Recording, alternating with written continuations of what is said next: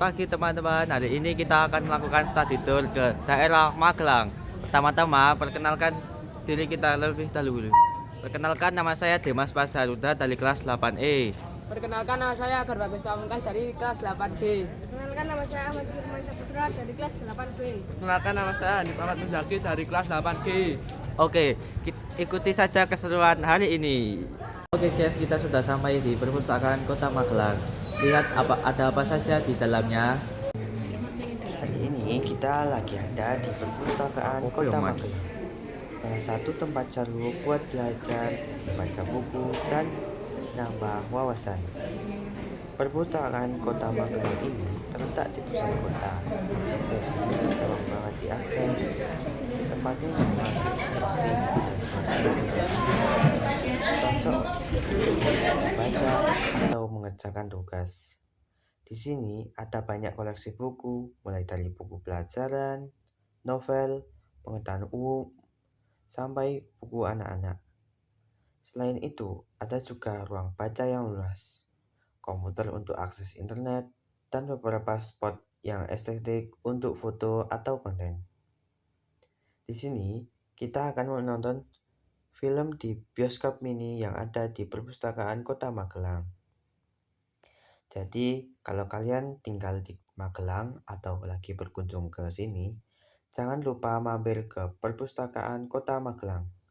Tempat ini bukan cuma untuk mencari buku, tapi juga tempat untuk berkembang dan menemukan inspirasi.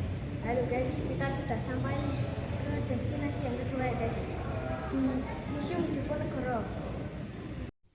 Museum Pangeran Diponegoro Magelang adalah museum bersejarah yang berada di Kota Magelang, Jawa Tengah.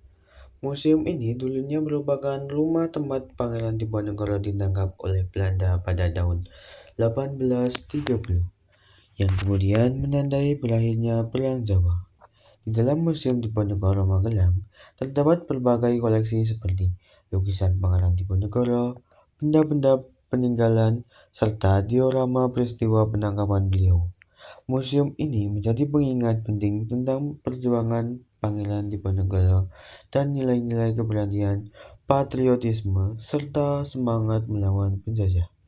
Di area Museum Diponegoro terdapat tugu yang menjadi simbol penghormatan atas jasa dan perjuangan Pangeran Diponegoro melawan penjajahan Belanda.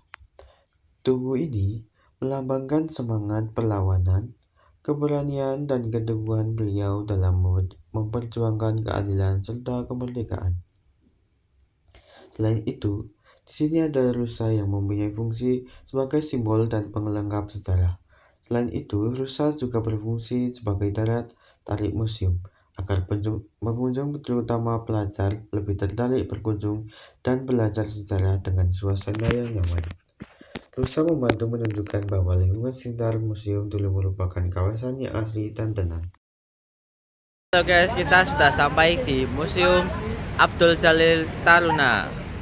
Gimana keseruannya? Ikuti saja. Museum ini adalah museum militer dan pendidikan keprajuritan yang dikelola oleh Akmil TNI AD di Magelang. Museum ini dibuat untuk mengenang jasa seorang taruna Akmil bernama Abdul Jalil yang gugur saat latihan demi kemerdekaan Indonesia, sekaligus sebagai wahana pendidikan sejarah militer bagi taruna dan masyarakat umum. Museum ini punya beragam koleksi yang berhubungan dengan sejarah pendidikan militer Indonesia, terutama yang berkaitan dengan Akmil dan Taruna, antara lain: 1. Senjata dan peralatan militer. 2. Ruang-ruang sejarah perkembangan Akademi Militer. 3. Ruang koleksi Taruna. 4. Ruang bakti Taruna. Dan 5. Koleksi tanda jasa dan tanda pangkat. Dan fasilitas tambahan di museum antara lain ada pemandu museum, bisa dijelasin detail koleksi, 2. Toko souvenir, 3. musola, 4. toilet, dan 5. area parkir supaya kunjungan jadi nyaman. Dan kita sudah sampai di Masjid Agung Jawa Tengah di Magelang. Di sini kita akan melakukan sholat zuhur berjamaah. Masjid ini adalah masjid besar dan megah yang baru dibangun di Kecamatan Munggit, Kabupaten Magelang, sebagai yang kedua setelah Masjid Agung di Semarang. Masjid ini resmi difungsikan sejak 26 Oktober 2024 dan langsung ramai dikunjungi umat muslim dari berbagai daerah. Museum Borobudur berisi berbagai koleksi yang berkaitan dengan Candi Borobudur. Di dalam museum terdapat relief Halo dan teman-teman, kita arka sudah sampai ke Buddha yang destinasi terakhir, menggambarkan yaitu ajaran agama di Buddha Museum serta kehidupan Borobudur. masyarakat pada masa lalu. Ikuti saja Selain keseruannya. itu, terdapat batu-batu replika Candi Borobudur seperti stupa dan bagian bangunan candi. Museum Borobudur juga menampilkan foto dan dokumentasi pembangunan serta pemugaran Candi Borobudur.